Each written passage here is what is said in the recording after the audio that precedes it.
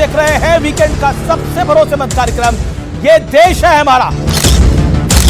क्या आपको लगता है कि वाकई ये जाति धर्म के खेल में चुनाव फंस जाता है? अगर औरंगजेब को ही अपना आदर्श मानेंगे, हम हिंदू की बात नहीं करेंगे। जो शिवाजी की बात करेगा वही देश पे राज करेगा, याद रखिए। इनका जवाब होता औरंगजेब, पाकिस्तान मुसलमान, हिंदू मुसलमान। सामाजिक न्याय बताता हूं इनको। मुलायम सिंह यादव, अखिलेश यादव, शिवपाल यादव, डिम्पल यादव, धर्मेंद्र यादव, नगरपाल यादव, चौपाल यादव। राजीव गांधी हैं जिन्होंने इस देश को 21वीं सदी में आईटी सेक्टर दिया, पंचायती राज व्यवस्था दिया, बीच मोहम्मद बोलो दिया, बाबरी मस्जिद दिया, राम मंदिर आंदोलन दिया, पता नहीं क्या क्या दिया।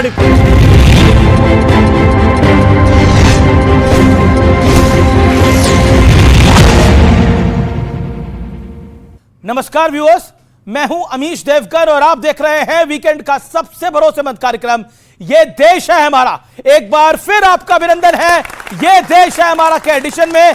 और इस हफ्ते ये देश है हमारा में हम बड़ी चर्चा करेंगे, बड़ी बहस करेंगे। क्या इस देश में जाति और धर्म की बात होगी या काम की बात भी होगी? और इसके साथ साथ बात करेंगे क्या ये जो सियासी पिच है इसमें धर्म और जाति वाली बॉलिंग जो है वो कारगर साबित होती है? आज इसकी भी बात करेंगे। तो स्वागत है आपका ये देश है हमारा। अरे तुम्हारे पिता को हम ही बनाए थे, वो जब आए थे तुम्हारे जात वाले भी जो जात थे हमको कहते थे काहे के लिए आप कर रहे हैं। इसके हस्बैंड टूट गए तो अपना वाइफ को बना दिया। अरे ये सब कोई मतलब है जी? अब नीतीश कुमार जी दोबारा बिहार के मुख्यमंत्री नहीं बनने जा रहे, बुजुर्ग हो गए हैं। अब उनका समय पुराना हो चुका है, समय खत्म हो चुका है। नीतीश से ओल्ड मॉडल को क्या पता है? अरे ये बउआ है, ये बउआ को जो लिख पढ़ कर दे देता है बचवा आके वही पढ़ देता है। तुम 36 वर्ष के हो, नीतीश कुमार जी आज भी 74 वर्ष की उम्र में तुमसे 4 गुना ज्यादा काम कर सकते हैं, इतना स्पष्ट है। ये गुस्सा, ये तल्खी, ये वार पलटवार अपनी जगह है, लेकिन सवाल है कि चुनाव में सियासत के कौन से समीकरण फिट बैठ रहे हैं, क्योंकि जिस जाति वाले फार्मूले पर विपक्ष जीत का ख्वाब सजाकर बैठा था वो तो हरियाणा से लेकर महाराष्ट्र तक टूट चुका है। और बिहार में आरजेडी की सियासी कहानी मुस्लिम प्लस दलित यानी MY समीकरण पर टिकी है। सियासत में एक और दिलचस्प बात दिख रही है। कुछ महीने पहले तक तेजस्वी यादव जातिगत जनगणना का राग अलाप रहे थे, लेकिन अब वो इस मुद्दे पर उतने वोकल नहीं हैं, क्योंकि इस सियासत में भी एक बड़ा ट्विस्ट आया था। कांग्रेस, आरजेडी और जेडीयू वाली सरकार ने एक जातिगत सर्वे करवाया था, जिसे खुद राहुल गांधी ने फर्जी बता दिया। जाति जनगणना, और हम छोड़ने वाले नहीं है। और ये बिहार वाला जाति जनगणना नहीं, ये फेक जो जाति जनगणना इन्होंने किया है लोगों को बेवकूफ बनाने वाला, ये नहीं। हालांकि बिहार के दोनों खेमों में एक पेच तो फंसा है। बीजेपी कह रही है कि चुनाव नीतीश कुमार की अगुवाई में लड़ा जाएगा, लेकिन सवाल है कि क्या वही सीएम चेहरा भी होंगे? दूसरी तरफ आरजेडी के साथ गठबंधन में मौजूद कांग्रेस कभी ए टीम तो कभी बी टीम में उलझी पड़ी है। कांग्रेस इस बार बिहार की जनता की ए टीम बन के काम करना चाहती है और संगठन को मजबूत करना चाहती है। बिहार विधानसभा में बड़े भाई की भूमिका में कौन रहेंगे? ये जाहिर आरजेडी रहेगा। तो आज इन तमाम मुद्दों पर जनता के बीच होगी देश की सबसे बड़ी बहस। चुनावी मेला, जाति पर खेला। और अब वक्त है बहस के एजेंडे का। आइए आपको बता देते हैं MY का तिलिस्म और लालू का जादू क्या इस बार चल पाएगा, यह बहुत बड़ी बात है। दूसरा महत्वपूर्ण पॉइंट, हरियाणा महाराष्ट्र के नतीजों से विपक्ष ने क्या बड़ा सबक लिया है, दिल्ली भी इसमें शामिल है। क्या एनडीए धर्म के नाम पर ध्रुवीकरण करता है जैसा बार बार आरोप लगाया जाता है, और क्या विपक्ष की तैयारी पर जाति धर्म वाला खेल भारी पड़ जाएगा? स्वागत है आपका इस कार्यक्रम के अंदर और यह बहस का एजेंडा है। जोरदार तालियों के साथ अभिनंदन करिए हमारे मेहमानों का। अखिलेश प्रताप सिंह कांग्रेस पार्टी के प्रवक्ता, उनका अभिनंदन है। डॉक्टर अजय आलोक प्रवक्ता भारतीय जनता पार्टी के, उनका अभिनंदन है। मेरे साथ है राजकुमार भाटी, समाजवादी पार्टी के सीनियर नेता हैं और प्रवक्ता हैं। मेरे साथ प्रोफेसर पाशा हैं, राजद के प्रवक्ता हैं, नेता हैं। मेरे साथ सत्य प्रकाश मिश्रा साहब हैं, नेता हैं जेडीयू के। जोरदार तालियों के साथ आप तमाम लोगों का अभिनंदन है। सबसे पहले यह चुनावी मेला है और जाति धर्म का खेला है। 60 सेकंड का वक्त मैं आप सबको दूंगा अपनी बात रखने के लिए, लेकिन 60 सेकंड का मतलब है 60 सेकंड। शुरुआत अखिलेश जी आपसे करते हैं। यह चुनावी मेला है और हर चुनाव में यह जाति धर्म का खेला होता है। क्या आपको लगता है कि वाकई यह जाति धर्म के खेल में चुनाव फंस जाता है? देखिए, जिसके पास कोई उपलब्धि नहीं होती है वो ये बात करता है, और ये बात मोदी जी करते हैं। वो अपना गोत्र तक बता चुके हैं, धर्म भी बता चुके हैं, और क्या क्या बातें और भी इसी तरह की करते रहते हैं। हर जगह समाज को बांट के वोट कैसे लिया जाए उसी के जुगाड़ में लगे रहते हैं। कोई उपलब्धि नहीं उनके पास। उपलब्धि होती तो अपने कार्यकाल के, अपने सरकार की कामों के आधार पे वोट मांगते। बिहार का चुनाव जो है इस बार, हम इस दोनों बीजेपी और नीतीश जी के पार्टी के लोग हैं यहाँ पे। पिछले चुनाव में नीतीश जी ने स्वयं कहा था कि ये मेरा अंतिम चुनाव है। वो खुद 2005 साल पहले जो चुनाव हुआ था उसमें चुनाव के कैंपेन में उन्होंने स्वयं ऐलान किया था और वोट मांगा था इस पे कि मेरा ये अंतिम चुनाव है। तो क्या ये लोग बिहार में नीतीश कुमार के उस बयान को गलत मानते हैं, या ये दोनों लोग उन्हीं के नेतृत्व में चुनाव लड़ेंगे, या नीतीश कुमार को बिहार का जैसे महाराष्ट्र में शिंदे को बनाया, बिहार के अगले होने वाले यही पॉइंट है। Okay, 7 second done, 60 second done, 68 second आपने लिए। डॉक्टर अजय आलोक मैं आपके आता हूं। ये देखिए, बार बार अब कांग्रेस और राजद इसको विषय बना रही है, कहीं नीतीश का शिंदे जी ना हो जाए। दूसरी बात, आप धर्म का कार्ड चलते हैं, वो जाति का कार्ड चलते हैं। तो बुद्ध का विचार हूं, गुरु गोविंद सिंह जी की हुंकार हूं, गांधी का तेज हूं, कुंवर सिंह की तलवार हूं। यह बिहार के स्वाभिमान का चुनाव है कि 2005 के पहले क्या जंगल राज अब बिहारी बिहारी कहना गाली होता था, वो गाली आज 20 साल में खत्म हो गई कि वापस गाली की तरफ जाना है कि नहीं। बिहार के चुनाव में हम कोई धर्म कोई जाति का कार्ड नहीं चल रहे। हम कैसे बात की बात कर रहे हैं? हमने कहा कि 20 साल पहले बिहार क्या था और आज 20 साल क्या है, और प्रधानमंत्री मोदी जी का नेतृत्व और नीतीश कुमार जी की शक्ति, ये हमें ताकत देती है बिहार में आगे बढ़ने को, जो बीमारू राज से ढकेल के आज हम प्रगतिशील राज पे ले आए हैं। आज हम उस बिहार की बात कर रहे हैं जो 5,000 रुपए प्रति व्यक्ति आय से 68,000 प्रति व्यक्ति आय पे आ गया। हम उस बिहार की बात कर रहे हैं 2005 में जिसका बजट मात्र 22,000 करोड़ था, आज 3,17,000 करोड़ हो गया, 15 गुना बढ़ाया है। जो इस बिहार में हर घर बिजली आती है, हर घर नल का पानी आता है, जिस बिहार में रोड इंफ्रास्ट्रक्चर आज देश के किसी भी राज्य से अच्छा है, हम उस बिहार की बात कर रहे हैं। हम बिहार को औद्योगिकरण की तरफ ले जाएंगे। 5 साल का एजेंडा यही है। जी, आपने 56 सेकंड में अपनी बात रख ली। मैं रुक करता हूं। 4 सेकंड का फायदा। जी, 4 सेकंड का फायदा। जी, मैं रुक करता हूं अब राजकुमार भाटी का। राजकुमार भाटी, आप तो यूपी में इनको देख चुके हैं, चुनाव इनके साथ लड़ते रहते हैं, महाराष्ट्र में भी देखा, हरियाणा में भी देखा। क्या आपको लगता है कि जाति की काट इनको मिल गई है या खेल कुछ और है?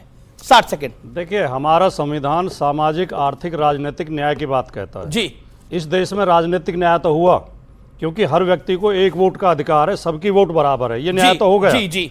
लेकिन इस देश में अभी सामाजिक न्याय और आर्थिक न्याय होना बाकी है।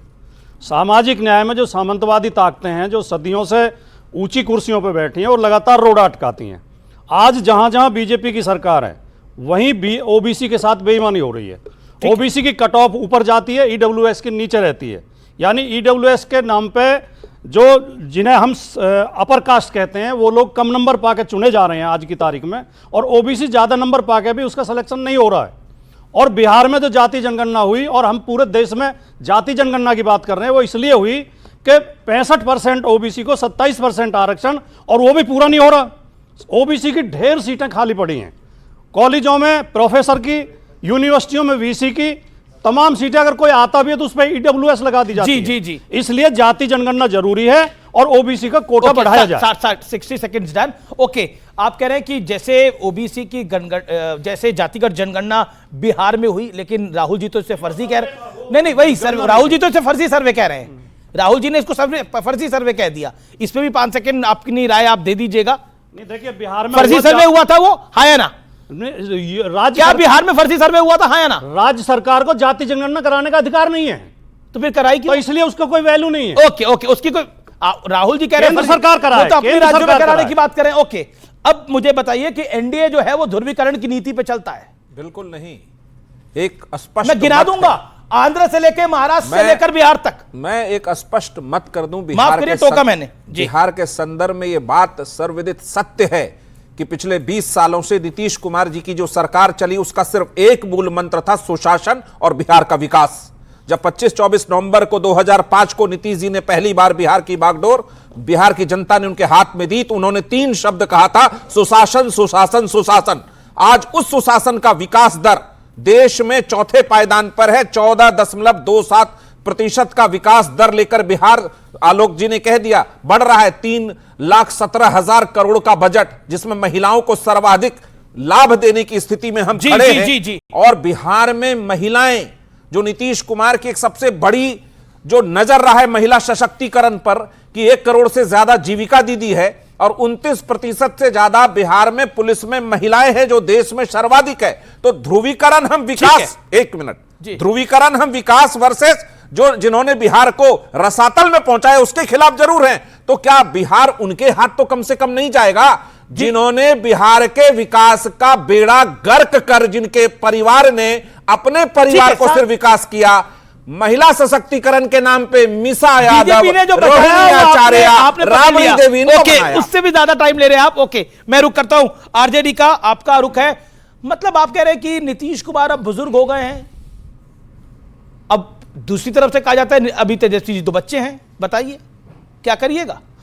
क्या ये ऐसे लड़ेंगे चुनाव? क्या ये सत्य नहीं है कि नीतीश कुमार जी की उम्र हो चली है? नीतीश कुमार जी थक गए हैं, मानसिक रूप से भी और शारीरिक रूप से भी।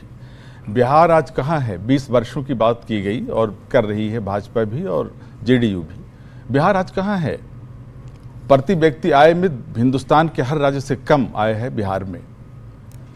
प्रति व्यक्ति निवेश के हिसाब से भी बिहार सबसे निचले पायदान पे है जी। बिहार के स्कूलों में ड्रॉप आउट्स रेट्स जो हैं वो हाईएस्ट है सबसे। ड्रॉप आउट्स रेट्स, बच्चे स्कूलों को छोड़ करके, शिक्षा को छोड़ करके वो जा रहे हैं। शिक्षा का स्तर सबसे ज्यादा है, सबसे ज्यादा खराब है, सबसे कम है पूरे देश में इस वक्त जी। अब बेरोजगारी चरम सीमा पर है, पलायन चरम सीमा पर है। ये सब बिहार की प्रगति है क्या? यही विकास है? 20 वर्षों में यही मिला बिहार को? बिहार आज अपने आर्थिक जो संकट है, जो वहाँ क्राइम है, जो वहाँ पे करप्शन है, उससे गुजर रहा है, उससे जूझ रहा है। बिहार को उस दिशा से निकालना है, उस स्थिति से निकालना है, और उसको सिर्फ और सिर्फ एक युवा नेता ही निकाल सकता है। युवाओं का दर्द, छात्रों का दर्द एक युवा नेता ही समझ सकता है, और वही बिहार को इस स्थिति से बाहर निकालेगा। ठीक है, युवा नेता समझ सकता है। थक चुके हैं नीतीश कुमार। मिश्रा जी जवाब 20 सेकंड के अंदर। बजट सेशन चल रहा है बिहार में, जिन लोगों ने उस तो सेशन को देखा होगा उसमें देखा होगा कि नीतीश कुमार जी ने किस बारीकी से बिहार के बजट को पेश किया और विपक्ष के आलोचनाओं को झेलते हुए उनको करारा जवाब दिया। नीतीश कुमार मुस्तैदी से बिहार का विकास कर रहे हैं, आप चिंता की जरूरत नहीं है। तेजस्वी युवा है, देखिए तेजस्वी युवा हैं, ठीक है, अच्छी बात है वो युवा रहे, लेकिन युवा मानसिकता में इतना ज्यादा लूट खसोट करने की व्यवस्था उन्होंने पाल के रखी है कि बिहार उनको समझता है, उनके परिवार को समझता है। आप एक बात बताइए, 20 साल से जो सत्ता बिहार में चल रही है, हस्बैंड ने वाइफ को बना दिया, ये क्यों बोला? उनके घर की प्रथा है ना। क्यों नीतीश जी ने क्यों बोला? रिपीट क्यों करा? नहीं, नीतीश जी जरूर बोलेंगे, क्योंकि उन्होंने महिला सशक्तिकरण में कभी ये नहीं सोचा था कि कोई एक मुख्यमंत्री जाएगा और पत्नी को रुमाली सरकार बना के चला जाएगा। और वो पत्नी पहले कभी राजनीति में नहीं थी। एक होता है ना कि 20-25 साल राजनीति में रहती तो सीख गई। ये ठीक नहीं है। अच्छा, तुरंत मुख्यमंत्री बना देंगे कि सीख जाएंगे और बिहार को रसातल में जाने देंगे? आपको पता है जब राबड़ी जी मुख्यमंत्री थी कितने जाति नरसंहार हुए थे वहां? भीषण बातें, नरसंहार, जाति नरसंहार। ओके, जवाब ये नहीं दे पाएंगे। जी, okay, time done. Okay sir, Pasha साहब, प्रोफेसर पाशा, 30 सेकंड। ये मानसिकता जो है वो महिला विरोधी मानसिकता है। अच्छा, पत्नी को बनाना महिला पक्ष में है जी। बिहार में ये हमारी पार्टी को ये श्रेय जाता है कि पहला chief minister, lady chief minister, महिला चीफ मिनिस्टर बिहार को हमने दिया। ये श्रेय हमारी पार्टी को जाता है और ये बर्दाश्त नहीं होता इनसे। महिला को ऐसे तो अभी भी राबड़ी जी को बना दीजिए, मौका मिले क्यों नहीं? बना सकते हैं, बिल्कुल बना सकते हैं। परिस्थितियां ऐसी आएंगी, बनेंगी वो। और बहुत सारी महिलाएं दूसरी भी हैं, उनको बनाना चाहिए। तो राबड़ी गवर्नमेंट रिटर्न भी हो सकता है अगर जीत जाए। एक सवाल का है हिम्मत बीजेपी में, है हिम्मत जेडीयू में? अब भैया राबड़ी जी भी मैदान में आ सकते हैं, बताइए अजय लोग। मैं आप लोग से पूछना चाह रहा हूं, आपके ऑडियंस से, आप लोग अभी क्या कर रहे हो? ग्रेजुएशन में हो कि पोस्ट ग्रेजुएशन में? ग्रेजुएशन। मान लो ये क्लास है, आपका मॉनिटर कौन बनेगा? ग्रेजुएट, पोस्ट ग्रेजुएट या 9th फेल? 9th फेल को एक मिनट बीच में नहीं, 9th फेल को वो एक मिनट जानते हैं कांग्रेस क्यों जीती? कांग्रेस क्यों? एक एक करके मैं अपनी बात तेजस्वी पे ले रहा था, लेकिन कांग्रेस क्यों जीती पता है? अभी राजीव गांधी इंजीनियरिंग कॉलेज में पहली बार एनएफटी मिला, non fit for technical education, नहीं मिला कैम्ब्रिज यूनिवर्सिटी में। एक करके मैं आपको मौका दूंगा पक्का। ये 65-63 की बात है। अच्छा, कांग्रेस को क्यों बुरा लगा आप कह रहे हैं? इसलिए बता रहा हूं कि कांग्रेस जानती है राजीव गांधी 2 बार इंजीनियरिंग एनएफटी ले चुके हैं, ना इंजीनियरिंग कर पाए राजीव गांधी। उसके बाद यहां पे सोशल इंजीनियरिंग के चक्कर में, पारिवारिक इंजीनियरिंग के चक्कर में आ गए यहाँ पे और पायलट का लाइसेंस डिग्री छुपा और एयर इंडिया में नौकरी ले ली। अब एक मणिशंकर अय्यर ने बोला, सुनिए, और एयर इंडिया का पायलट का नौकरी ऐसा लिया 1971 में जब बांग्लादेश वॉर हो रहा था, तो ये प्लेन नहीं उड़ा रहे थे भाई साहब राजीव गांधी, ये इटली चले गए। सुनिए, ठीक है, जवाब सुनिए, सुनिए, एक करके। अच्छा, मेरा निवेदन है, आप कांग्रेस और बीजेपी, तो मेरा निवेदन है करके बोले, बिल्कुल आप नहीं बोले किसी के। मैं बस इतिहास बता रहा हूं। संजय गांधी इंदिरा गांधी जी के उत्तराधिकारी थे, उनको आना था। उनकी मृत्यु के बाद मेनका गांधी को उत्तराधिकारी बनना था, नहीं बने दिया। पारिवारिक इंजीनियरिंग की, राजीव गांधी के बन गए उत्तराधिकारी, पारिवारिक इंजीनियरिंग से बन गए पीएम। तो बाहर में गई इंजीनियरिंग। कौन सी इंजीनियरिंग बेटर है, पारिवारिक इंजीनियरिंग जो पीएम बनाता है या इंजीनियर जो इंजीनियर बनाता है? उसी कॉन्सेप्ट में तेजस्वी यादव भी आ गए, 9वीं फेल करके बनेंगे बिहार का मुख्यमंत्री, और सब युवाओं को मंजूर होगा। कहते हैं युवा नेतृत्व आना चाहिए, ऐसा युवा। आप सुनिए, धन्यवाद। ऐसा युवा तेजस्वी मॉडल ऑफ इकोनॉमिक्स ये है, पता है क्या है? बिना कोई काम किए हुए, बिना कोई नौकरी किए हुए, बिना कोई व्यवसाय किए 136 करोड़ क्रिकेटर है, क्रिकेटर पानी ढोते थे। आज तक कोई बल्ला पकड़ा या बॉल फेंका? आज तक सबने देखा आईपीएल में पानी ढोते। ओके, ठीक है, मैं अखिलेश जी के पास जाना है, फिर ऑडियंस के पास भी जाना है, वो सवाल पूछना चाहती है। अपने सवाल तैयार रखिए आप लोग। अखिलेश जी, ये मणिशंकर अय्यर को पकड़ के लिया है। राजीव गांधी इंजीनियरिंग फेल थे या नहीं? पूछिए। रुक जाओ क्या के लिए? जो हमारे देश के प्रधानमंत्री हैं, इंजीनियरिंग विद्यालय हर यूनिवर्सिटी और राजीव गांधी के नाम से यूनिवर्सिटी रो रहे हैं। अब ये इसे बोलते हैं रोना। बोलिए। हमारा विश्वविद्यालय अपने एक छात्र की डिग्री गोपनीय बता रहा है। वो किसकी गोपनीय बता रहा है? हमारे प्रधानमंत्री जी की। अरे भाई, उससे क्या होता है? छुपा क्यों रहे हो? उसमें जाता क्या है? और वही राहुल गांधी हैं, राजीव गांधी हैं, जिन्होंने इस देश को 21वीं सदी में आईटी सेक्टर दिया, नौजवानों को मताधिकार दिया, पंचायती राज व्यवस्था दिया। बीच में मत बोलो।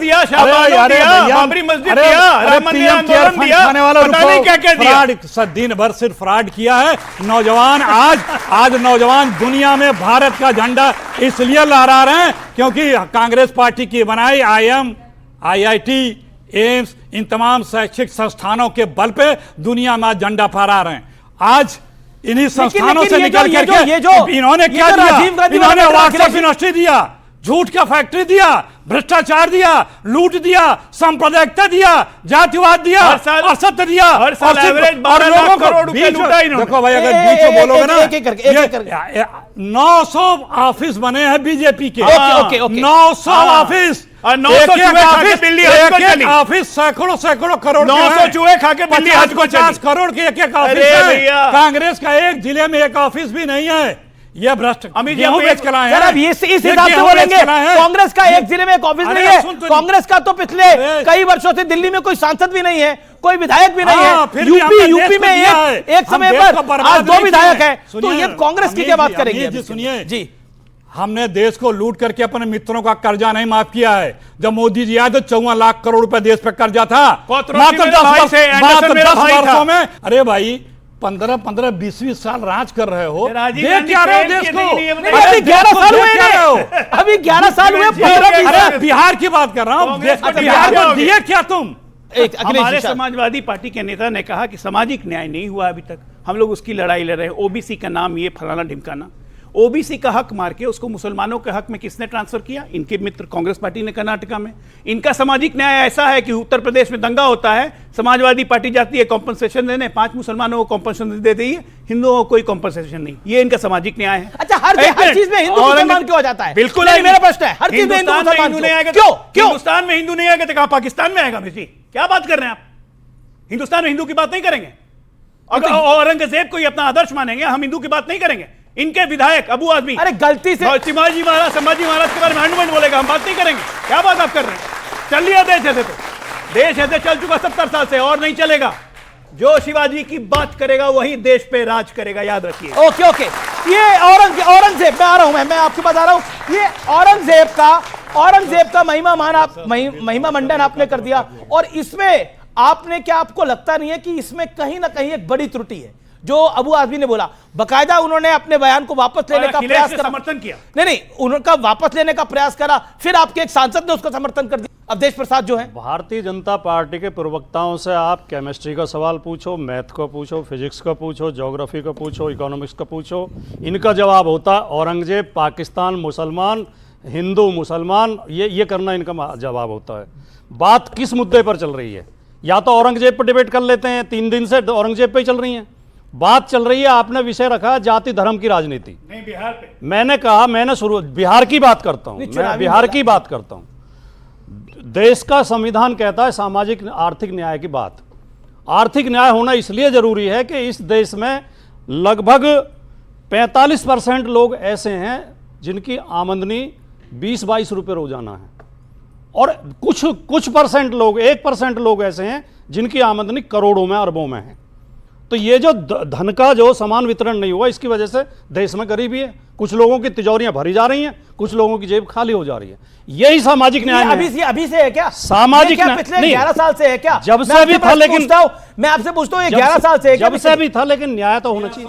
एक 11 साल से है क्या? सिर्फ एक तथ्य और मैं पेश कर दूं, एक तथ्य केवल मैं एक आंकड़ा दे दूं, समाजवादी पार्टी को बोलने दीजिए, मैं एक आंकड़ा दे दूं, 20 सेकंड का जवाब दे दें मुझे जी। 2 श्रेणी है, एक ईडब्ल्यूएस, एक ओबीसी, दोनों की बराबर आय पे ही मिलती है, 8 लाख की आमदनी पे दोनों को मिलता है। ओबीसी भी 8 लाख से जिसकी कम आमदनी है, ईडब्ल्यूएस भी। आप देखिए, ये मैं 3 उदाहरण देता हूं। School of planning and architecture, new Delhi, OBC की फीस है 53,000, ठीक है, ईडब्ल्यूएस की 0। 10 सेकंड ले रहा हूं। एम्स में ओबीसी की फीस है 3,000, ईडब्ल्यूएस की 2,400। एनआईटी मणिपुर, ओबीसी की फीस 2,500, ईडब्ल्यूएस की 1,000। एनआईटी सिलचर, ओबीसी की 1,000, ईडब्ल्यूएस की 500। ठीक है, ओके। ये ईडब्ल्यूएस से ज्यादा पैसा क्यों लिया जा रहा है? क्योंकि ये अन्याय कर रहे हैं। ओके, इस अन्याय के खिलाफ हम बोलना चाहते हैं। ओके, मिश्रा जी आप कुछ कहना चाह रहे थे? आप काफी देर से बोल रहे थे। से कम पैसा लिया जा रहा है, उसका कारण है, और ओबीसी समाज से भी कम पैसा सामान्य दर्जे से लिया जा रहा है। अब इनका सामाजिक न्याय बताएं, कारण बताएं। अरे एक सेकंड पे वो बोल रहे हैं 40 सेकंड का कारण है, तो कारण बताएं। मैं आ रहा था उस बिंदु पर। सामान्य वर्ग के छात्रों से कम पैसा लिया जाता है, काफी देर से बोलना चाह रहे थे, उस विषय में बोलिए। इनके सामाजिक न्याय की परिभाषा मैं बताता हूं। राजीव गांधी, इंदिरा गांधी, दोनों गांधी ओबीसी आरक्षण की फाइल पे बैठे रहे। राजकुमार भाटी के पूरे फेहरिस्त में जितने नेता हैं, मुलायम सिंह से लेकर अखिलेश यादव, इसकी आलोचना आज नहीं कर सकते। सामाजिक न्याय बताता हूं इनको। मुलायम सिंह यादव, अखिलेश यादव, शिवपाल यादव, डिंपल यादव, धर्मेंद्र यादव, नगरपाल यादव, चौपाल यादव, ना जाने कितने कितने एक ही परिवार के पूरे लोग राजनीति में। यह है सामाजिक न्याय। लालू यादव, रुक जाइए, चौपाल यादव तो है सामाजिक न्याय। लालू यादव, राबड़ी देवी, मीसा जी, तेजस्वी जी, तेज प्रताप जी, रोहिणी जी, ये है सामाजिक न्याय। मतलब एक ही परिवार के, एक ही जाति के लोग पहुंच जाए सदन, हो गया सामाजिक न्याय। अति पिछड़ा को भूल गए, ये नहीं समझ पा रहे। नीतीश कुमार के सामाजिक न्याय के विकास के साथ की यात्रा की एक झलक मैं बताता हूं। जितने भी राज्यसभा, लोकसभा में लोग गए, उसमें अति पिछड़े की संख्या थी। कर्पूरी ठाकुर को भारत रत्न देने की लगातार मांग करी, उनके पुत्र भी आज मंत्री हैं सदन में, सरकार में। तो यह है उनका सामाजिक न्याय। कोई परिवारवाद को बढ़ावा नहीं दिया। आज बिहार यदि 14% विकास दर से ग्रो कर रहा है, और अगर 94 लाख परिवारों को जातिगत सर्वे के बाद 2-2 लाख देने की योजना पर काम हो रहा है। यह है सामाजिक न्याय। ओके, परिवारवाद पर ओके, आरजेडी और समाजवादी पार्टी दोनों को दोनों पे अटैक किया गया है। ओके आरजेडी पहले आप, 1 मिनट आपका है, बोलिए। मैं ये बताऊं कि जब भी सामाजिक न्याय की बात आती है, आर्थिक न्याय की बात आती है, भारतीय जनता पार्टी भड़क जाती है। जी, भारतीय जनता सत्यप्रकाश मिश्रा की बात का जेडीयू जवाब को भी नहीं, सत्यप्रकाश मिश्रा की बात का जवाब, मैं लालू यादव, राबड़ी यादव, दोनों तेजस्वी यादव, तेज प्रताप यादव, रोहिणी यादव, मीसा भारती, ये और भी कोई परिवार में मैं बता दूं, 2 बहुत महत्वपूर्ण साले थे, सुभाष यादव और साधु यादव। मैं आपको वो दोनों आज राजनीति से मैं आपको बेदखल है। बताऊं कि आपके यहाँ कितना है परिवारवाद। हमारे कुछ नहीं है भाई, कितना ऐसा। परिवारवाद है। सम्राट चौधरी, विजय चौधरी, अरे सम्राट अशोक चौधरी चौधरी, 25 साल राजनीति नीतीश करके मिश्रा, राजनीति में, सुनील यहाँ तो मिश्रा, डायरेक्ट शिनुल लॉन्च हो रहा कुमार, जयंत कुमार, सीधा संतोष सिंगापुर सुमन, से आई नीति और नवीन, छपरा की सीट नीरज पर कुमार लिया सिंह, सारंग लिसी सिंह, महेश्वरी हजारी, ये कौन है? ये सब नीतीश कुमार जी के कैबिनेट में मिनिस्टर हैं और ये सब के सब वह हैं जो राजनीतिक परिवारों से आए हुए हैं, जिनके बाप दादा राजनीतिक परिवारों में रहे हैं, जिनके राय हैं। आपके यहाँ जितना परिवारवाद है, अरे इनके यहाँ सबसे बड़ा संघ परिवार है जी, आपके यहाँ सबसे ज्यादा परिवारवाद है। संघ परिवार है भाजपा आपका। के मैं पास पूरे संघ राजद परिवार को है 2 शब्दों में कह दूं। और 2 परिवार शब्द की हैं बात राजद आप के न लिए। करें। देखिए, आप परिवार में लालू विश्वास यादव नहीं के समय करते। ये होती थी ससुराल। आप संघी लोग आज हो गई परिवारों ये में मरद- विश्वास नहीं करते। मरद परिवार पार्टी। जो पहले है ससुराल पार्टी वो थी, साधु, हमें सुभाष, राबड़ी, संस्कार लालू। सिखाता है और आज हो गई ये परिवार मरद, बराबरी मतलब सिखाता मरद है। मतलब मीसा, आपका राबड़ी, दर्द रोहिणी, ये है, अत्ता से तेजस्वी, आपका तेज प्रताप, दर्द ये है कि मरद, आप लालू ये मर प्रसाद जाएंगे यादव इसी जी को तरह से। बर्दाश्त नहीं करते। सवाल किसका है? जी जी जी, खड़े होके पूछिए। कांग्रेस से। जी, कांग्रेस है। मतलब जो राहुल गांधी की पार्टी है वो बार बार हार जाती है, फिर भी जीतने की उम्मीद इतनी है बहुत, जी, ऐसा क्यों? वो कह रहे हैं कि आप लोग बार बार हार जाते हैं लेकिन फिर भी जी, जीतने की देखिए। उम्मीद है। ये तो कॉन्फिडेंस भी बोलेंगे ना हाँ। इसको तो। ओके, बोलिए। चुनाव हार जीत जनता मौका अवसर देती रहती है। प्रश्न ये है बच्चों, आप लोगों को ये तुलना करनी चाहिए कि सत्ता पाने के बाद किसने तो राहुल गांधी से सीखना क्या चाहिए इन बच्चों को? रुकिए जी। हम सत्ता पाए तो हमने इन नौजवानों को अवसर दिया, देश को आगे बढ़ाया, इकोनॉमी हो चाहे रोजी रोजगार हो, ठीक है, चाहे ठीक है। दुनिया में छोटा देश छोटा का जवाब, ताकत छोटा बढ़ाया। जवाब, नहीं, ओके। रुक जाइए। लेकिन इन लोगों ने क्या किया? सिर्फ सांप्रदायिकता पैदा किया, हिंदू मुसलमान किया, बाबा बागेश्वर को लेके आ गया बिहार के अंदर। श्री श्री श्री रविशंकर है बिहार के अंदर। ये सवाल मैं नहीं बोल रहा, आरजेडी बोल रही है, मेरे पीछे पड़ जाएंगे आप लोग। संघ प्रमुख भी हैं बिहार के अंदर। हाँ जी, मोहन क्या हो भागवत गया जी। भाई? क्या हो गया? वो अपना धर्म कर्म का काम कर रहे हैं तो इनको क्या दिक्कत है? क्या दिक्कत है धर्म कर्म के काम से आरजेडी को? दूसरी बात, कह रहे जब चुनाव आता है आरजेडी कह रही है धर्म कर्म की बात चुनाव है, है। अभी चुनाव में 7-8 महीने बाकी, 250 दिन बाकी है। और तमाम 250 दिन दूसरे से पहले ही लोग मान लिया कि 225 हम लोग जीत रहे हैं। ये तो लड़ाई में भी नहीं है। राहुल गांधी, आप लोग की जानकारी के लिए बताता हूं, Guinness book of world record में नाम आएगा, क्योंकि कांग्रेस के नेता रहते हुए मात्र 89 चुनाव, 89 चुनाव हार चुके। आपने बिहार बगल में दिल्ली है, 0 का छक्का लगा है। लेकिन कांग्रेस उनको नेता मानेगी। अच्छा, फिर आप धर्म की राजनीति करते हैं, इसीलिए बिहार में ये सब बाबा है। हम धर्म के साथ, भाई वीरेंद्र ने भी बोला, अधर्म ये बाबा तो बीजेपी के भाई, पिच एक पे मिनट। खेलने के लिए आया है, एक ये मिनट। बीजेपी का एजेंट है। राजनीतिक धर्म होता है, ये भाई वीरेंद्र ने राजनीतिक बोला। धर्म होता है और हम धर्म के साथ राजनीति करते हैं। हम अधर्मी नहीं है। ओके, हम अधर्म की ओके। राजनीति नहीं करते। बागेश्वर बाबा पे तो इनके विचार भी काफी वायरल हुए पड़े हैं। ओके, बोलिए। ये तो बागेश्वर बाबा को गाली दिए थे ना आपके शो में। नहीं, मैंने बागेश्वर बाबा को गाली दिया था भाटी जी ने आपके शो में। अब आप ये तो ऑन एयर गया था। आप कृपया बोलना ना। हाँ, बोलिए। मैं कभी किसी को गाली देता ही नहीं हूं, लेकिन मैं धीरेन्द्र शास्त्री को बाबा नहीं मानता।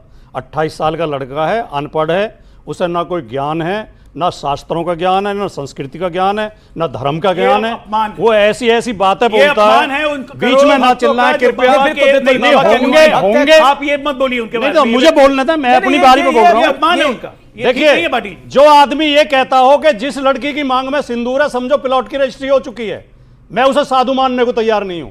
जो आदमी वहां मौत हुई है प्रयागराज में, जो कहता हो अच्छा, स्वामी विवेकानंद कितने साल के थे जब शिकागो में उन्होंने भाषण दिया था? स्वामी विवेकानंद 50 साल के थे या 28 साल के थे? स्वामी विवेकानंद, स्वामी विवेकानंद वैचारिक संत थे, बिल्कुल आध्यात्मिक पुरुष थे। उन्होंने कभी ऊंच नीच नहीं की। बिल्कुल। ये बाबा कहता है एक अनुसूचित जाति का व्यक्ति आ गया, कह रहा मेरे पैर मत छूना, पीछे हटो, पीछे हटो, तुम अनुसूचित जाति के हो। अभी अनुसूचित ऐसे लोगों जाति को के बढ़ावा 250 देते लोगों का हैं। शादी ये करवाया घोर बाबा ने। जातिवादी, क्या बोल रहे हैं ये? घोर पाखंडी आदमी है। आपका मंच इस काम के लिए घोर नहीं होना जातिवादी, चाहिए। घोर पाखंडी आदमी अभी है। आप बताइए, हम ऐसे लोगों का विरोध करते हैं। 250 अनुसूचित जाति की बहनों की शादी बाबा ने अपने खर्चे पे करवाई। कौन बाबा? उनको पलंग से लेके उनको एक एक चीज तोहफे में दिया। ये कह रहे हैं अनुसूचित जाति के लोगों को भगा देता है। जिस आदमी के करोड़ों अनुयायी हैं, करोड़ों 20 करोड़ अनुयायी, उसके बारे में भोले सब बोल रहे हैं। भाले लोगों ये के- भाटी जी लोगों की भावनाओं के साथ खेल रहे हैं। मैं भावना के साथ औरंगजेब नहीं को खेल रहा। धर्मी नहीं बोलेंगे, लेकिन बाबा बागेश्वर नाथ को धर्मी भोले भाले लोगों लड़का के झड़का बीच कह में रहे हैं। कहता है कैंसर हॉस्पिटल मुफ्त का खोल रहे हैं बाबा। ऐसी बात को सहन करोगे क्या? बिल्कुल। इस देश से आप- ज्ञान आप विज्ञान खत्म हो बेइज्जती आप कर जाएगा, रहे हैं। इस देश से तर्क खत्म हो बेइज्जती जाएगा। या ये ऐसे कर- बाबा किसी को भी उल्लू बना देंगे। नहीं, क्या उल्लू बनाया बाबा ने? रावण से टेलीफोन पे बात करता है, किसे- रावण से। अरे सरेआम उसका वीडियो देख नहीं, रहा। नहीं, एक सेकंड बोला मुझे मेरी मतलब- रावण से बात हुई, मैंने कहा नहीं, हेलो डियर रावण। नहीं, बड़ी इंटरेस्टिंग बात है। बाबा बागेश्वर आपको पाखंडी नजर आ रहा है और उसके बारे में आप ये सब कुछ कह रहे हैं। इस देश में चंगेजी सभाएं, जिसके अंदर नहीं, विवेक मुझे होगा, बोलना उसको पड़ेगा सर, पाखंडी मुझे नजर बोलना पड़ेगा। आपने बाबा बागेश्वर के लिए बोला जो कि कैंसर हॉस्पिटल उन्होंने बना रहे हैं, और चंगेजी सभाएं कब से चल रही हैं, कब से चल रही है इस देश के अंदर, जिसमें एक को हाथ लगाओ 50 को करंट लगता है, उसके बारे में मुंह नहीं खुलता आप लोगों का। बाबा बागेश्वर को यहां खड़े होकर गाली दिए जा रहे तब से। चंगेजी सभा को एक को हाथ लगाओ 4 को कर, आप कमाल की बात कर रहे हैं सर।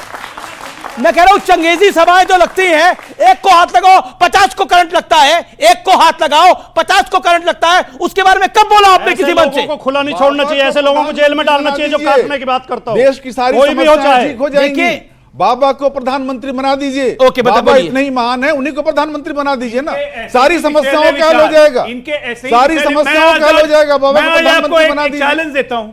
मैं इन तीनों को बोलता हूं, जरा बोले कि औरंगजेब सबसे क्रूर शासक था, क्रूर हम उसकी शासक निंदा था, करते हैं। क्रूर था, हम उसकी निंदा हत्यारा करते हैं। था, शोषक नहीं बोल था। पाएंगे ये। औरंगजेब, अरे बोल रहा हूं। कांग्रेस अरे बोल रहा हूं। अबू आजमी की क्या कार्रवाई कर रहे हैं? अबू आजमी पे क्या कार्रवाई कर रहे हैं? पूछो, पार्टी से क्यों नहीं निकाला? शांति से आपने बोलो। हिस्ट्री आप पढ़ी बोलो, है। आपने अखिलेश ने हिस्ट्री समर्थन पढ़ी किया है। था। और और ये आप अपने- हिस्ट्रिया से ग्रस्त हैं, हमने हिस्ट्री पढ़ी है। हम शासक को शासक के रूप में देखते हैं। औरंगजेब को तो एक शासक की तरह देख रहे हैं, लेकिन बागेश्वर बाबा को एक धार्मिक बाबा की तरह नहीं देख रहे। उनके लिए क्या क्या विचार रखे गए, चैनल उस बात से बिल्कुल सहमत नहीं है। उनके करोड़ों अनुयायी हैं और हम निश्चित तौर पर कहते हैं कि सबको अपने विचार रखने का हक है, लेकिन भावना के साथ, क्योंकि उनके करोड़ों अनुयायी हैं। मेरा सिंपल पॉइंट है कि औरंगजेब को तो आप कह रहे हो शासक को शासक देखना चाहिए, लेकिन यहां आपके विचार अलग हो जाते हैं। औरंगजेब ने इतने हिंदुओं की हत्या करी, मतलब शिवाजी ना होते तो कहा जाता है सुन्नत होती सबकी। आपने जिस यूनिवर्सिटी में पढ़ी है, उस यूनिवर्सिटी का नाम है इंटायर पॉलिटिकल साइंस यूनिवर्सिटी। बिल्कुल नहीं, मैंने उस यूनिवर्सिटी में पढ़ा है, नहीं सुनना पड़ेगा आपको। आपने बोला आप औरंगजेब को अगर महान बताने में उतारू है, अगर आप औरंगजेब को महान बताने पे उतारू है तो मैं बता सकता हूं। और अरे जो दिल्ली में चांदनी चौक पे गुरुद्वारा किसके लिए, किसका शीश काटा गया था वहां पर? औरंगजेब वो था, औरंगजेब ने अपने भाई का सर काट के थाली में सजाकर अपने बाप शाहजहां को भेजा था और शाहजहां को पानी तक दे दिया था। और शाहजहां ने बोला था तुमसे अच्छे तो हिंदू हैं जो अपने पितरों को श्राद्धों में पानी का तर्पण कराते हैं। बात करते हैं आप जिससे आप शासक बोल रहे हैं। अरे उसने तो अपने भाई का गला काटा, बाप को जेल में डाल दिया। हमारे पास ऐसे ऐसे मौजूद हैं जो बाप को पार्टी से बाहर निकाल देते हैं, राष्ट्रीय अध्यक्ष से हटा देते हैं। मॉडर्न औरंगजेब है हमारे पास। अच्छा ठीक है, चलिए विषय ओके ओके ओके राजकुमार नहीं, केवल इनके उस पर इतनी टिप्पणी करना चाहूंगा कि ऐसे लोग भी मौजूद हैं जो अपने गुरुओं को, मैं भी नाम नहीं ले रहा, मैं भी नहीं ले रहा, आप क्यों टिप्पणी मैं भी नहीं ले रहा, टिप्पणी क्यों? जो अपने गुरुओं को मार्गदर्शन मंडल में भेज देते हैं, ऐसे भी लोग हैं। नहीं भाई, पार्टी गुरुओं ने का भी निकाल दिया था अपमान करते हैं। बकायदा। चलिए विषय पर आ जाते हैं। अब बहुत हुआ इसके ऊपर, लेकिन क्या पॉलिटिक्स के अंदर कोई छोटा भाई बड़ा भाई भी होता है? सत्यप्रकाश मिश्रा, ये छोटा बड़ा भाई का चक्कर क्या है? देखिए, अलग अलग लोग इसको अलग अलग, कई लोग कह रहे हैं नीतीश जी का शिंदे जी ना हो जाए। ये मैं नहीं कह रहा, मतलब काफी सवाल खड़े हो रहे हैं। सारे संशय से भ्रम हटा लीजिए। जब प्रधानमंत्री भागलपुर में किसानों के लिए किस्त जारी कर रहे थे, उस मंच से उन्होंने क्या कहा कि हमारे सबसे लाडले मुख्यमंत्री हैं। प्रधानमंत्री ने पहले भी, मोदी जी ने कहा है कि नीतीश कुमार समाजवादी है और उनके साथ लगातार काम करना है। तो इस पर कोई संशय मत रखिए कि अगला शपथ ग्रहण समारोह जब होगा तो वो नीतीश कुमार ही बिहार के मुख्यमंत्री के रूप में शपथ लेंगे। और आप एक बात कहेंगे कि उन्होंने कहा कि आखिरी चुनाव था। आप ध्यान दीजिए, मैंने नहीं कहा सर, कांग्रेस ने कहा। नहीं, कांग्रेस क्या कहती है ठीक है, नहीं कांग्रेस की गिनती नहीं है। रुक जाइए। वो चुनाव प्रचार का आखिरी दिन था और आखिरी दिन उन्होंने ये बात कहा कि एक आज आखिरी चुनाव प्रचार है। ये एक शब्द भूल गए थे। उस समय के अध्यक्ष थे वशिष्ठ नारायण सिंह, उन्होंने उसी शाम इसको क्लैरिफाई किया था कि नहीं ये आखिरी चुनाव की बात नहीं, चूंकि आखिरी चुनाव प्रचार था। अब ये बार बार जो ये संशय फैलाते हैं कि नीतीश कुमार जी के नेतृत्व में बिहार में चुनाव नहीं होगा, ये नहीं होगा, इस पे तो सबने अपनी स्पष्ट राय दे दी है। ये एक सवाल पूछिए जरा कांग्रेस से कि 9 सीट मिली थी बिहार में लोकसभा में कितनी आई, कितने मिलेगी? रुक जाइए, कांग्रेस 9 सीट मिली थी, सरकार में थी, 9 सीट मिली थी, कितनी आई? और अखिलेश जी सवाल जगह पिछलग्गू पार्टी है, हम तो बड़े छोटे भाई हैं ना, कांग्रेस राजद की पिछलग्गू है, और यहां तो 10 सीट अभी उपचुनाव हुआ, उत्तर प्रदेश में इन्होंने दिया नहीं, तो पिछलग्गू पार्टी को पीछे लगाकर पिछलग्गू है। मिल जाएगी। अरविंद केजरीवाल आपको वोट कटवा कह चुका है। चाहते हैं अखिलेश जी की बारी, अखिलेश जी की बारी, ये लोग बोलने दें, एक ही साथ जवाब देंगे चाचा। आप अखिलेश जी रोक नहीं यूपी में पिछलग्गू, बिहार में पिछलग्गू, रोक नहीं और बंगाल में तो पिछलग्गू बनाने अखिलेश जी आपको करेक्ट कर दूं, नीतीश जी का भाषण है, वीडियो भी कहीं सुना सकता हूं। यह चुनाव मेरा आखिरी चुनाव है, यह उन्होंने बोल के अपना वोट मांगा था कि मेरा अंतिम चुनाव है। पहले से कांग्रेस सबकी पिछलग्गू पार्टी है, इसका जवाब अब हर कोई डिस्टर्ब भी करेगा तो हम क्या बोलेंगे? देखिए, अरे मैं वीडियो भी सुना सकता हूं। कांग्रेस सबकी पिछलग्गू पार्टी है। देखिए नहीं, ये आप 5 बात पूछोगे, सुन लीजिए। शिंदे जी के लिए भी महाराष्ट्र के चुनाव में कहा गया था, लेकिन क्या हुआ शिंदे जी का? बीजेपी पे विश्वास कौन करता है? कोई विश्वास करता है बीजेपी पे? कोई बीजेपी करती है जो कहती है? जिसको बोला था कि ये पी सिंह चक्की, ये इतने लाख करोड़ के घोटालेबाजी, ये वाले सब तो साहब के साथ ही हैं, जिसको क्या क्या बोलते थे। तो वो अब इन लोगों को तय करना है, दोनों लोगों को, कि वो क्या करते हैं और बीजेपी उनके साथ क्या करती है। सबको पता है क्या करेगी बीजेपी, क्या करेगी? नीतीश का नहीं पता करेगी क्या? अरे वही करेगी जो शिंदे का की। और लेकिन इन लोगों को, बीजेपी को नहीं पता कि नीतीश कुमार क्या करेंगे। अच्छा, ये भी बात, क्योंकि वो कई बार कर चुके हैं। देखिए, घबरा रहे अजय लोग आपकी बात सुन के, घबरा गए आप? मिल गया मैं तो अरे इनको बोलिए, लगातार बोल रहे कि नीतीश कुमार 8 बार इधर से उधर पलट गए, उधर से इधर पलट गए, तो 1 मिनट, अगर मान लीजिए, अगर ठीक है, अगर इनकी बात मान भी लें कि नीतीश कुमार ने आखिरी चुनाव का, तो फिर पलट जाएंगे, क्या बात है जनती में? ठीक है, अब एक बात 1991 में, 1991 में नरसिम्हा राव रिटायरमेंट पे थे तमिलनाडु में, आपको याद है ना? जी। रिटायरमेंट तोड़वा के बुला लिया गया था देश का प्रधानमंत्री बनने के लिए, भूल गए? पलटना इसको कहते हैं साहब, कि रिटायरमेंट अनाउंस करके आगे पीएम बनने के लिए। क्या बात करेंगे कांग्रेसी, ये यूरिया चोर, इन लोगों को कुछ नहीं पता, ये खाली किसानों के नाम करते हैं। राहुल गांधी, सबसे पहले बात है राहुल गांधी पे, आप धर्म और जाति की बात कर रहे हैं, जातिगत जनगणना, जातिगत जनगणना, जातिगत जनगणना। मैं पूछता हूं, ये बताइए कि राहुल गांधी के पिताजी पारसी है या नहीं? है ना? राहुल गांधी की माता ईसाई है या नहीं? है ना? हिंदू कहां से हो गए? कहीं से हिंदू नहीं। अब बात करेंगे जातिगत जनगणना, जातिगत जनगणना, जातिगत गणना, जातिगत गणना, कौन सी गणना? आप अपने और अरे इनको कुछ पता ही नहीं है। आप अपने और अपने पार्टी के संस्कार का परिचय दे रहे हैं, हमें आपके संस्कार को मैं प्रणाम। ये नीच बात है जो आप कर रहे हैं। नीच बात है, सच्चाई बोलना नीच हो गया। आप इस तरह के सच्चाई बोलना नीच हो गया। मुझे कोई सच्चाई नहीं, सच्चाई बोलना नीच। ये बता देंगे मैं झूठ बोल रहा हूँ तो पूछिए। आप अपने संस्कार, मैं झूठ बोल रहा हूँ। अरे मैं झूठ बोल रहा हूँ कि नहीं? बोले ना, कोई आपत्ति नहीं, आप अपना परिचय दे रहे हैं, हमें कोई आपत्ति नहीं। संस्कार तो आप बोल रहे थे, झूठ बोलते हैं, जनरल उधारी हिंदू है, इसी तरह का शब्दों का प्रयोग। ठीक है, ये विषय नहीं है, ये विषय नहीं है, ये विषय नहीं है। ऑडियंस का सवाल ले लेते हैं, गर्मा गर्मी बहुत हो रही है। सवाल क्या है सर? मेरा आपसे ये सवाल है कि एक ग्लोबल हंगर इंडेक्स के द्वारा आज भी बिहार के अंदर जब भी रात्रि में कोई लोग सोते हैं तो 27% लोग आज भी भूखा सो रहे हैं, और आप लोग यहाँ पर जातिवाद कर रहे हैं। आप लोगों ने इसके ऊपर कोई भी विवाद नहीं किया, इसके ऊपर आपने कोई भी डिबेट नहीं करी कि कैसे उनकी जो ये भूख है उसको मिटाया जाए। जी, ये जाति में ख्याल हो रहा है, जाति की बात हो रही है, धर्म की बात हो रही है, लोग भूखों मर रहे हैं, उसकी बात क्यों होगी? सबसे पहली बात मैं आपको बता दूं कि ये ग्लोबल हंगर इंडेक्स में आप ये समझ लीजिए कि हमें अफगानिस्तान से भी नीचे दिखाया गया है। ये जो आंकड़े इकट्ठे करने वाली इंटरनेशनल एजेंसी है ना, और उनका हमें पाकिस्तान से, एक मिनट आप लोग अब ये बोलने लगेंगे, आपको पाकिस्तान, अफगानिस्तान और बांग्लादेश से भी ग्लोबल इंडेक्स में हमें नीचे दिखाया गया। क्या ये हो सकता है? पहली बात। ठीक है। दूसरा, बिहार अकेला ऐसा राज्य है जहां तक आज तक किसी एक किसान ने भी कभी आत्महत्या नहीं की। ठीक है, अगला सवाल ले लेते हैं। सवाल क्या है? टॉपिक पर सवाल पूछिए, बोलिए। सर, मेरा क्वेश्चन है आपसे, तेजस्वी जातियों पर क्यों नहीं बोलते? क्या ये बटोगे तो कटोगे नारे का असर है? वो कह रहे हैं कि बटोगे कटोगे का नारा जब से लगाया तब से तेजस्वी जाति पे कुछ नहीं बोल रहे, क्योंकि महाराष्ट्र और हरियाणा में ट्रेलर देख चुके हैं, दिल्ली का हाल भी वो देख चुके हैं। घबरा गए हैं क्या? जातियां अगर बढ़ती हैं तो वो खत्म हो जाएंगी, वो उसी तरह से नीचे की तरफ जाएंगी जो मनुवादी मानसिकता वाले लोग। बीजेपी कहती है अगर हिंदू बटेगा तो कटेगा। ये जो जातिगत जनगणना हमने कराया उसके बाद हमने जिसे राहुल गांधी ने फर्जी बताया, आपने कहा राहुल जी ने फर्जी बताया, हमने रिजर्वेशन की सीमा बढ़ाई। अच्छा, फर्जी था वो तो, रिजर्वेशन की सीमा बढ़ा करके वो जातिगत जनगणना तो फर्जी था, राहुल जी ने बताया 50% किया हमने रिजर्वेशन की सीमा बढ़ा करके। उसके बाद प्रोफेसर साहब, हमारी डिमांड है कि उस सीमा को जो बिल हमने पास किया है असेंबली में बिहार के, प्रोफेसर साहब, उसको शेड्यूल 9 में लाया जाए। प्रोफेसर ये हमारी डिमांड है केंद्र सरकार से। क्लास रही है, डिबेट है ये, जेडीयू उसका हिस्सा रही है। प्रोफेसर साहब, आपकी क्लास नहीं है, डिबेट है। सवाल पूछा तेजस्वी अभी क्यों नहीं बोल रहे, आप 1995 में जा रहे हैं। लेकिन जेडीयू में ठीक है, और सवाल किसका है? ओके, शामिल करें। सर मेरा सवाल है कि जब भी इलेक्शन होते हैं तो क्या कहते हैं, हर बार हिंदू मुस्लिम करी जाती है। आपने बोला कि औरंगजेब चला गया, लेकिन हर मुस्लिम औरंगजेब के बच्चा नहीं है। तो सर क्या एक यही तरीका है क्या इलेक्शन जीतने का, युवाओं पे ध्यान नहीं दिया जा रहा? क्योंकि इस देश की जो वो है मजबूती, वो युवा है। अगर हम युवाओं पे ध्यान नहीं देंगे तो देश कैसे आगे बढ़ेगा? हम यहाँ पे हिंदू मुस्लिम करके बेसिकली ये औरंगजेब की बात चुनाव से पहले क्यों आ जाती है, मतलब धर्म की बात क्यों आ जाती है? औरंगजेब की बात हम नहीं लेके आए। आप ये समझो कि ये सब बातें लेके कौन आता है? औरंगजेब की बात हम नहीं लेके आए। इस देश में मुसलमान में ट्रिपल तलाक जेडीयू के एमएलसी ने भी औरंगजेब की तारीफ बिल्कुल, उनको वापस लेना पड़ा अपनी बात, उनको अपनी बात वापस लेना पड़ा खालिद अनवर को, क्योंकि ऑब्जेक्शनेबल है। वापस लिए खालिद अनवर, खालिद अनवर ने अबू आदमी ने वापस लिए, अबू आदमी ने वापस नहीं ली, अबू आदमी ने वापस लिया।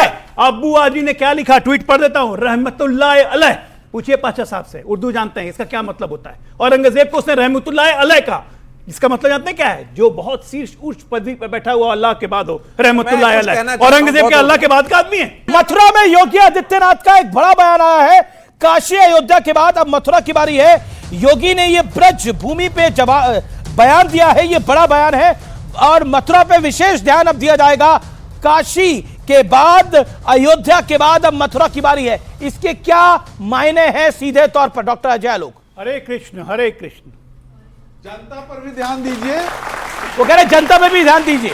जनता ही चाहती है, जनता ही चाहती है हरे कृष्ण, हरे कृष्ण। औरंगजेब की बात करते हैं, औरंगजेब ने मथुरा को तोड़ा समझ। ठीक है, ठीक है, ठीक है। और एक बात जान जाइए, न्यायपूर्वक ढंग से उस मंदिर पर हमारा हक है, जो हमारा हक है, योगी जी ने कहा है, हम लेके रहेंगे। ओके, जवाब। संबल की भी बात हो रही है, संबल में भी हक लेके रहेंगे। अब मथुरा की भी बारी है। अयोध्या में इनकी सरकार ने, उत्तर प्रदेश सरकार ने, योगी जी की सरकार ने मंदिर के नाम पर बड़े बड़े आर्थिक घोटाले किए हैं, जमीनों में बेईमानी की है, गरीब लोगों को उजाड़ा है। दिखता घोटाले ही दिखते हैं। अब आप सवाल पूछ रहे हो, सवाल यही है मेरा। आपको अयोध्या में राम मंदिर नहीं दिखता, 500 साल बाद राम मंदिर बन गया, आपको घोटाला दिख रहा है। मंदिर की महाकुंभ में आपको लाशें दिख रही थी, आपको मंदिर की छत टपकने लगी थोड़े दिन बाद। इलेक्शन में सहयोगी बोल रहे हैं, कई किसानों के साथ बेईमानी हुई, जांच चल रही है, जमीनें हड़प ली गई। इसी का परिणाम था कि अयोध्या की सीट हार गई। मिल्कीपुर कौन जीता? और अब ये कह रहे हैं कि अयोध्या के बाद मथुरा की बारी है, तो इसका मतलब मथुरा में बेईमानी करेंगे। मिल्कीपुर कौन जीता? ये बेईमानी से अयोध्या हो गया, काम खत्म। नहीं, मतलब आपकी सरकार की प्रायोरिटी क्या है? अयोध्या, काशी, मथुरा? विकास भी, विरासत भी, धर्म भी, संरक्षण भी, भारत का गौरवमयी अतीत भी, और भारत की लंबी छलांग भी। ये हमारे सरकार का मकसद है, यही मोदी जी का मकसद है। ठीक है, जिसको जो लेना हो ले, लेकिन नौजवानों को भी तो दे नौकरी। ये पोप से पूछ के स्टेटमेंट देखिए, मिर्ची लगी। नहीं, ये पोप से पूछ के नहीं, नौजवानों की जहां बात है, इन्हें हरे कृष्ण बोलने में क्या दिक्कत है? जहां देखिए भाई, इस तरह हरे कृष्ण बोलने में क्या दिक्कत है? ओके, उनकी बारी है। हम तो सिर्फ नौजवानों को नौकरी देने के बाद पीड़ा इनको शुरू हो गई। ये नौजवान महाकुंभ में अगर इतने लोग आए तो नौजवानों को भी नौकरी मिली ना। आप भी डिस्टर्बिंग एलिमेंट मत बनिए। अरे मैं तो आपसे सवाल पूछ रहा हूं। तब बीच सुनिए, आपने पूछा तो सुन लीजिए। बीजेपी तो यही चाहती है कि नौजवान को नौकरी मिले, न किसान को कोई मदद मिले, न महिलाओं को कोई लाभ मिले, चाहे उन्हें कोई रोजगार और सुरक्षा मिले। तो इनकी बात कौन करेगा? पर 10 साल से रोजगार चिल्ला रहे हैं, लेकिन आपको फायदा तो पॉलिटिकल हो नहीं रहा ना। इसका मतलब पब्लिक के साथ कनेक्ट नहीं हो रहा ना। आप बताइए ना, अगर होता तो आप हरियाणा में हारते और महाराष्ट्र में इतना बुरा हाल होता, दिल्ली में शून्य आता। पूछ लिया आपने जी। हम हक की बात कर रहे हैं, जिताना हराना जनता का अधिकार है, हमें वो भी स्वीकार है, वो भी हमें चंदन लगा के पॉलिटिकल पार्टी ना, एनजीओ तो नहीं है। नहीं, हम अपनी बात रख रहे हैं, हम पॉलिटिकल पार्टी है। मेरा सवाल एनडीए से है, अगर एनडीए इस बार जीती तो सरकार पटना से चलेगी या दिल्ली से चलेगी? ये बहुत बढ़िया सवाल है भाई। एनडीए जीती तो सरकार दिल्ली से या पटना से? ये पकड़ लिया आपको। अब बताइए, नहीं, बहुत अच्छा सवाल पूछा। अब तक आपने क्या देखा, सरकार कहां से चल रही है? सरकार पटना से चलती है, नीतीश कुमार अरे मुख्यमंत्री जीती तो हैं। पूछ रहे, अब तक की नहीं, आगे की पूछ नहीं, रहे हैं। आगे भी नीतीश कुमार इस देश के बहुत वरिष्ठतम नेताओं में से एक हैं। उनका एक अनुभव है, उनकी इज्जत सबको ही करते हैं। आपने सुना कि प्रधानमंत्री नरेंद्र मोदी ने उनकी तारीफ में कई बार कई तरह की बात कही है, और उन सरकार हमेशा पटना से चली है। ये तो सरकार की बात करी, दिल्ली से या पटना से? पटना और दिल्ली के बीच में कोई दूरी नहीं है, पटना दिल्ली एक ही है।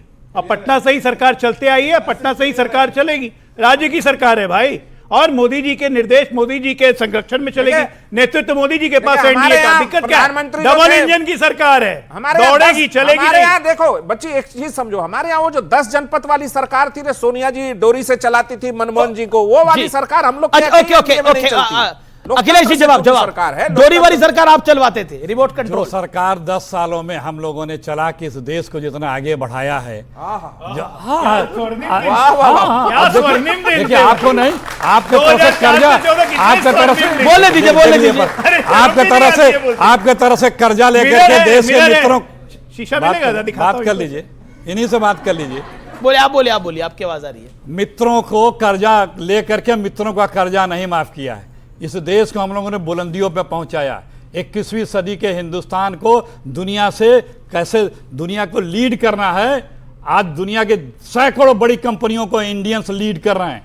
कांग्रेस की बनाई व्यवस्थाओं के, कांग्रेस की बनाई अवसर दिया कांग्रेस ने। हमारा सरकारों का काम होता है नौजवानों को अवसर देना। आप इन्हें अवसर सुंदर पिचाई आपकी वजह से अभी भाई साहब, प्राइम मिनिस्टर ऑफिस से बैंक को फोन जाता था कि लोन दे दो, अवसर देते थे। आपने कौन सा कॉलेज खोला? प्राइम मिनिस्टर ऑफिस से फोन करते थे कि लोन दे दो, अवसर देते थे। ताली बजाइए इनके लिए।